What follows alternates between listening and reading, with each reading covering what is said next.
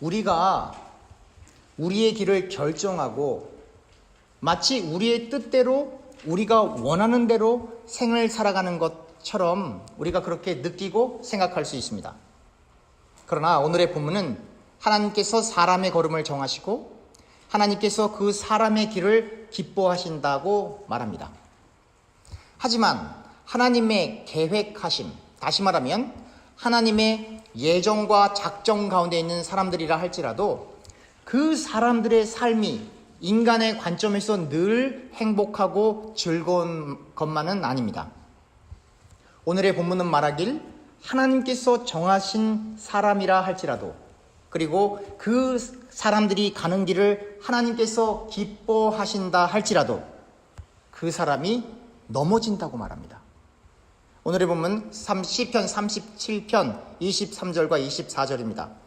여호와께서 사람의 걸음을 정하시고 그의 길을 기뻐하시나니 그는 넘어지나, 안 넘어지는 게 아니에요. 그는 넘어지나 아주 엎드러지지 아니함은 하나님께서 그의 손으로 붙드심이로다.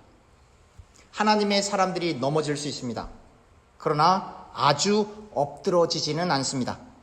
이 말은 그 어려움과 아픔을 딛고 일어날 수 있다는 것입니다.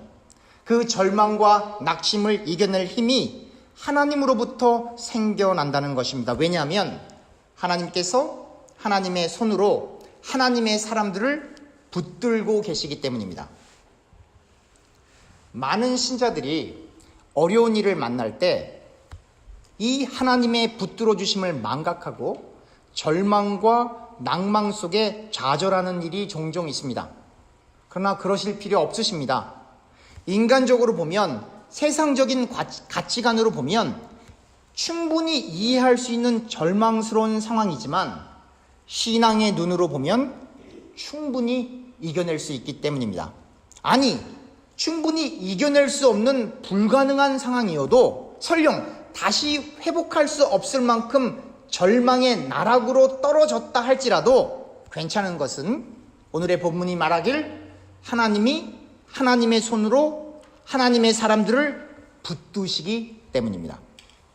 우리는 그저 최선을 다할 뿐 모든 것을 하나님께 맡기고 하나님 안에, 하나님의 말씀 안에 거하기만 하면 되는 것입니다. 그러면 하나님께서 우리들을 붙들어 주십니다. 그리고 그 붙들어 주신 하나님의 손길을 우리가 우리의 삶 속에서 구체적으로 경험하게 될 것입니다. 하나님이 붙들어 주신다는 내용이 성경에 많이 나오는 기적들과 이적들과 이어지고 있다는 사실을 우리는 꼭 기억해야 합니다.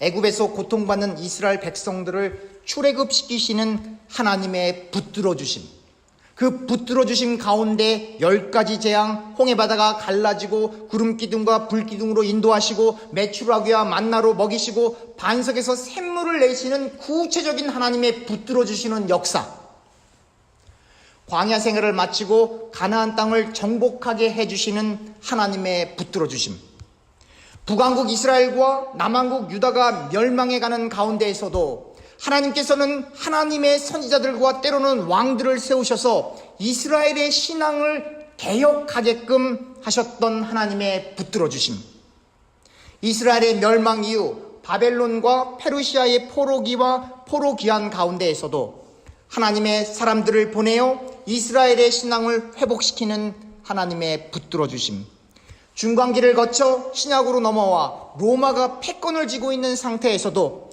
말씀이 육신이 되신 예수님을 이 땅에 보내시는 하나님의 붙들어 주심, 예수님의 십자가상에서의 죽으심과 부활 그리고 승천 이후에 거듭되어지는 박해 속에서도 복음이 전 세계로 퍼져나가도록 하나님의 사람들과 함께 하시는 하나님의 붙들어 주심. 이렇게 시대를 통하여 여러 가지 어려움과 절망스러운 사건들이 있었지만 하나님께서는 하나님의 사람들이 무사히 그리고 온전히 그들의 본향인, 그들의 고향인 천국으로 인도하시고 계신 것입니다. 이 땅에서는 나라가 멸망하기도 하고 죽음을 맞이하기도 하고 자녀들이 노예가 되는 어려운 일들이 발생할 수도 있겠지만 그럼에도 불구하고 하나님께서는 늘 하나님을 향한 신앙을 유지할 수 있는 그 믿음을 하나님의 사람들에게 주셔서 하나님의 나라가 예수 그리스도의 복음을 통하여 확장되게끔 지금도 역사하고 계신다는 것입니다. 우리에게 중요한 것은 하나님이 우리와 함께 하시는가 아닌가입니다. 그런데 이것은 의심할 필요가 없습니다. 하나님은 우리와 늘 함께 하신다고 성경은 일관되게 이야기하고 있기 때문입니다. 정말 심각한 문제는 우리가 하나님 안에 거하고 있는가 그렇지 않은가입니다. 우리의 관심이 하나님의 관심과 일치하고 있는가 그렇지 않은가가 참으로 중요한 것입니다. 하나님의 예정, 하나님의 작정, 그리고 하나님의 섭리는 우리 인간이 이성적으로 전부 이해할 수 있는 개념들이 아닙니다. 성경에서 이러한 하나님의 역사하심을 일관되게 역사의 흐름을 통하여 그리고 세부적으로 때로는 직접적인 성경 구조들을 통해 말하고 있기 때문에 우리가 믿음으로 고백하는 것뿐입니다. 이러한 개념들은 우리가 살아가고 있는 이 유한한 세계 속에서 우리의 유한한 지성과 삶의 경험들 그리고 하나님과의 동행을 통하여 조금씩 이해해 나가게 되는 것입니다. 성경은 유한한 인간이 하나님의 존재를 인식하게 될 때, 즉 유한한 인간이 하나님을 만나게 될 때 그 인간의 삶이 온전히 변화되는 것을 기록하고 있습니다. 이것은 하나님을 만난 사람들의 근본적인 성격이나 체질이 변한다라기보다는 그 사람들의 삶의 목적, 동기, 그리고 삶의 방향이 완전히 바뀌게 된다는 것입니다. 우리의 현실에서는 하나님과 동행을 하다가 보면 조금씩 그 사람들의 성격과 삶의 패턴이 바뀌어지고 세상을 이해하는, 즉 자신들이 가지고 있었던 인간 중심의 세계관과 통찰력이 하나님 중심의 세계관과 통찰력으로 바뀌어 가게 된다는 것입니다. 신앙이 깊어지면 깊어질수록 하나님 없이는 인생을 생각할 수 없고, 하나님 없이는 인생을 계획할 수도 없고, 하나님 없이는 자신이 먼지에 불과한 아무것도 아닌 존재라는 것을 삶의 현장에서 철저히 그리고 처절히 깨닫게 되어 겸손할 수밖에 없어진다는 것입니다. 거꾸로 얘기하면 아직도 자신이 무엇인가 된 줄 알고 착각하여 목사 혹은 장로라 할지라도 다른 사람들을 정죄하고 다른 사람들을 가르치려 든다면 하나님과는 전혀 상관없는, 아니 예수님께서 그렇게 혹독하게 비난하셨던 하나님의 철천지 원수인 예수님 당시의 제사장, 바리새인, 서기관, 레위인 등과 같은 모습을 하고 생을 살아가고 있는 것입니다. 마태복음 7장 1절에서부터 5절을 보면 이렇게 쓰여 있습니다. 비판을 받지 아니하려거든 비판하지 말라. 너희가 비판하는 그 비판으로 너희가 비판을 받을 것이요 너희가 헤아리는 그 헤아림으로 너희가 헤아림을 받을 것이니라. 어찌하여 형제의 눈 속에 있는 티는 보고 내 눈 속에 있는 들보는 깨닫지 못하느냐. 보라, 내 눈 속에 들보가 있는데 어찌하여 형제에게 말하기를 나로 내 눈 속에 있는 티를 빼게 하라 하겠느냐. 외식하는 자여, 먼저 내 눈 속에서 들보를 빼어라. 그 후에야 밝히 보고 형제의 눈 속에서 티를 빼리라. 사랑하는 교우님들, 함께 신앙생활을 하시면서 다른 사람들의 문제점과 약점이 보이시면 비판하지 마시고 그 약한 부분을 놓고 십자가 아래에서 중보기도 하실 수 있기를 축원합니다. 예수님의 제자 중 우리가 잘 알고 있는 이 수제자로 알려진 이 베드로는 그 이름이 반석이라는 뜻으로 그 어원이 아람어에서 나온 게바의 헬라식 이름이고, 베드로가 부모님으로부터 받은 이름은 시몬입니다. 누가복음 5장 1절에서부터 11절을 보면 게네사렛 호숫가가 나옵니다. 이 게네사렛 호숫가는 여러분들이 잘 아시는 갈릴리 호수 혹은 갈릴리 바다의 별칭으로 호수 옆에 디베라라는 도시의 이름을 따서 디베라 호수로 불리기도 합니다. 또한 갈릴리 호수의 지용이 키노르라는 하프 모형과 비슷하다고 하여 구약 성경에서는 긴네렛 바다 혹은 긴네롯 바다로 불렸습니다. 요한복음 6장 16절에서부터 17절에는 갈릴리 호수가 특정한 이름 없이 그냥 바다라고 이렇게 표현되기도 합니다. 갈릴리 호수의 남북 길이가 약 20km이고 동서폭이 약 12km이며 전체 면적이 약 144km라고 합니다. 평균 수심이 26m이고 가장 깊은 곳은 약 43m 정도 된다고 합니다. 그리고 그 호수에는 사실 바다나 다름없어요. 그 바다에는 40여 종 이상의 물고기가 서식하고 예로부터 어촌이 형성되어 어업을 그 본업으로 삼고 있는 사람들이 많다고 합니다. 이 게네사렛 호숫가에서 베드로가 밤새도록 고기를 잡으려 했으나 한 마리도 잡지 못했습니다. 고기 잡을 것을 포기하고 이제 그물을 싣고 있는데 예수님께서 베드로의 배에 오르신 후 육지에서 조금 이렇게 떨어지기를 청하셨습니다. 예수님께서는 그 배에 앉으셨고 그리고 예수님을 향해 있는 이 무리들을 향해서 말씀을 가르치기 시작하셨습니다. 예수님께서는 무리를 가르치는 것을 다 마치시고 베드로에게 깊은 데로 가서 그물을 내려 고기를 잡으라라고 이렇게 말씀하셨습니다. 이에 베드로가 누가복음 5장 5절에 이렇게 말합니다. 시몬이 대답하여 이르되 선생님 우리들이 밤이 새도록 수고하였는데 잡은 것이 없지만은 말씀에 의지하여 키워드죠. 말씀에 의지하여 내가 그물을 내리리이다 하고 이 순간 이 말씀을 예수님께 드리는 순간 베드로는 자신의 지식과 자신의 경험을 버렸습니다.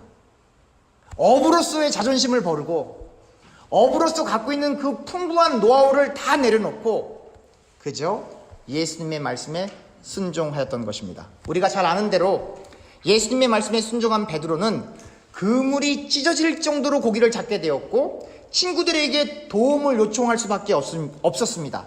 결국 두 배가 가라앉을 만큼 많은 고기를 잡았던 것입니다. 이 사건을 통하여 베드로는 예수님의 무릎 앞에 엎드렸고 예수님 저는 죄인입니다 라고 이렇게 자신이 죄인임을 고백하게 되고 예수님께 저는 죄인이니까 저를 떠나가세요 라고 이렇게 말했던 것입니다. 예수님을 약 2000년 전에 만난 베드로나 예수님을 오늘날 만난 우리들이나 똑같은 고백은 예수님 저를 떠나가세요. 저는 죄인입니다 라고 하는 것입니다. 그런데 무슨 죄인들끼리 서로 잘났다고 도토리 키재기를 하고 있단 말입니까? 우리가 신앙이 좋으면 얼마나 좋단 말입니까? 우리가 성경을 알면 얼마나 안다는 이야기입니까? 우리가 기도를 하면 얼마나 많이 한다는 이야기입니까? 우리가 선행을 하면 얼마나 많이 한다고 하는 겁니까? 우리가 얼마나 하나님의 말씀을 철두철미하게 지켜낼 수 있다는 겁니까? 자기 자신의 분노와 화를 다스리지 못하고 누가 누구를 비판할 수 있다는 겁니까? 비판을 멈추고 사랑과 화해, 배려와 용서함으로 서로를 위해 중보 기도를 해야 하는 것입니다. 예수님을 만난 사람은 자기 자신이 죄인임을 잘 알아서 할 이야기가 없는 겁니다. 구원받기에 불가능한 괴수 중의 괴수인 우리를 구원해 주시는 것만으로도 너무 감사하여서 그저 하나님 안에 거하기 위해 하나님 말씀 안에 거하기 위해 최선을 다할 뿐입니다. 바울의 고백입니다. 디모데전서 1장 15절에서부터 16절입니다. 미쁘다 모든 사람이 받을 만한 이 말이여 그리스도 예수께서 죄인을 구원하시려고 세상에 임하셨다 하였도다. 죄인 중에 내가 괴순이라. 그러나 내가 국류를 입은 까닭은 예수 그리스도께서 내게 먼저 일체 오래 참으심을 보이사 후에 주를 믿어 영생을 얻은 자들에게 본이 되게 하려 하심이라. 바울도 고백해요. 제가 괴수입니다. 예수님을 만난 베드로를 비롯하여 함께 있었던 세베대의 아들인 야고보와 요한이 배를 육지에 대고 모든 것을 버리고 이제는 예수님을 따르게 됩니다. 참으로 놀라운 것은 그들이 가지고 있었던 프로퍼티, 배도 그물도 전부 뒤로 하고 예수님을 따르게 되었다는 것입니다. 바로 이것이 자신을 드러내고 자신을 과시하려 마태복음 19장 16절 이하에 나오는 부자 청년과 대조를 이루고 있는 것입니다. 여러분들도 잘 아시는 것처럼 마태복음 19장 16절을 보면 부자 청년이 예수님께 물어봅니다. 어떤 사람이 주께 와서 이르되 선생님이여 내가 무슨 선한 일을 하여야 영생을 얻으리이까? 이 질문을 통하여 우리가 알 수 있는 것은 이 사람은, 이 부자 청년은 자신의 공로와 자신의 행위와 자신의 선행으로 구원을 획득할 수 있다고 믿는 인본주의 세계관에 사로잡혔던 사람인 것입니다. 예수님께서는 이 사람에게 계명을 지켜야 생명에 들어갈 수 있다라고 말씀하십니다. 그러자 이 청년이 말합니다. 마태복음 19장 18절에서부터 20절입니다. 이르되 어느 계명이오니까? 예수께서 이르시되 살인하지 말라, 간음하지 말라, 도둑질하지 말라, 거짓 증언하지 말라, 내 부모를 공경하라, 내 이웃을 내 자식과 같이 사랑하라 하신 것이니라. 그 청년이 이르되 이 모든 것을 내가 지켰사오되 아직도 무엇이 부족하니이까? 자신의 의의를 나타내고 자신을 의롭다고 과시하지만 예수님께서는 이렇게 말씀하십니다. 내가 온전하고다 할진대 내 소유를 팔아 가난한 자들에게 주라. 그리하면 하늘에서 보화가 내게 있으리라. 그리고 와서 나를 따르라. 이렇게 말씀을 하신 거예요. 그랬더니 그 청년이 재물이 많아서 예수님의 말씀을 듣고 근심하여 갔다 하고 성경은 기록하고 있습니다. 예수님을 만난 베드로, 세베대의 아들인 야고보와 요한과 이 부자 청년은 이렇게 큰 대조를, 큰 차이점을 보이고 있는 것입니다. 이 차이를 다시 세부적으로 보면 첫 번째, 예수님이 베드로를 찾아가셨습니다. 반대로 부자 청년이 예수님께 자신의 의를 드러내기 위해 예수님을 찾아갔습니다. 두 번째, 베드로는 자신의 경험과 지식을 버리고 예수님의 말씀에 순종하여 많은 물고기가 잡히는 기적을 체험합니다. 그러나 부자 청년은 예수님의 말씀을 듣고 삶을 변화해 가려는 입장이라기보다는 자신이 지금까지 외관적으로 지켜온 경험들 혹은 지금까지 그가 생을 살아온 그 지식들로 그것을 어떤 근원을 삼아서 자신의 의를 드러내고 자신의 공로를 통하여 구원을 얻을 수 있다는 잘못된 신앙관을 놓지 않았습니다. 그러니 예수님과 이렇게 대화하면서도 그 부자 청년은 아무것도 깨달을 수 없었던 것입니다. 세 번째, 예수님의 말씀의 능력 앞에 고꾸라진 베드로는 자신이 죄인임을 인정하고 모든 것, 즉 배와 그물을 놓고 예수님을 온전히 따르게 되었습니다. 그러나 부자 청년은 예수님의 진리의 말씀 앞에 자신을 내려놓고 회개하지 못하고 그저 그가 가지고 있는 그 재물로 인하여 생명의 길을 포기하고 근심하며 돌아갔습니다. 사랑하는 교우님들, 오늘날에도 얼마나 많은 사람들이 이 부자 청년처럼 신앙생활을 하고 있는지 모릅니다. 겉으로는 그럴듯하게 말씀을 지키고 있는 것처럼 적당하게 종교 행위와 주일 성소, 종교 생활로 자신을 치장합니다. 그리고 이 왜곡되고 잘못된 공로주의, 인본주의, 율법주의에 기인한 독초와 같은 이 잘못된 신앙관 때문에 복음을 받아들이고 그리스도 안에 있는 자유를 누리는 사람들을 비판하고 비난하는 경우가 많이 있습니다. 정말로 예수님을 만난 사람들은 자신들이 가지고 있는 들보 때문에 베드로처럼 주님, 저를 떠나가세요. 저는 죄인입니다. 라고 절대 겸손의 자리로 들어가게 됩니다. 당연히 정말로 예수님을 만난 사람은 예수님을 아직 만나지는 못했지만 신실하게 예수님을 믿고 그 말씀 안에 거하려고 최선을 다하는 사람들은 형제와 자매의 눈에 있는 티를 빼려고 하지 않고 조용히 자신의 들보를 놓고 회개 기도를 하며 티를 가지고 있는 형제와 자매를 위해 중보 기도해 주는 것입니다. 오늘의 본문 시편 37편 27절과 31절은 말합니다. 먼저 27절입니다. 악에서 떠나 선을 행해야 영원히 살 수 있습니다. 또 31절입니다. 하나님의 법이 그 마음에 있는 사람은 그 걸음이 실족하지 않습니다. 먼저 27절에 어떤 악을 말합니까? 또 31절에 어떤 하나님의 법을 말하고 있는 것입니까? 예수님께서 마태복음 21장 23절에서부터 32절에 성전에서 가르치셨을 때에 대제사장들과 백성의 장로들이 예수님께 물어봅니다. 당신은 어떤 권위로 이러한 일을 하고 또 누가 이 권위를 주었습니까? 이에 예수님께서는 대답하시는 대신에 한 가지를 물어볼 것이니 이에 답하면 예수님께서도 무슨 권위로 이러한 일을 하는지 말씀하시겠다고 하셨습니다. 예수님께서 그들에게 요한의 세례가 하늘로부터냐 아니면 사람으로부터냐라고 이렇게 물어보셨습니다. 대제사장들과 장로들은 고심했습니다.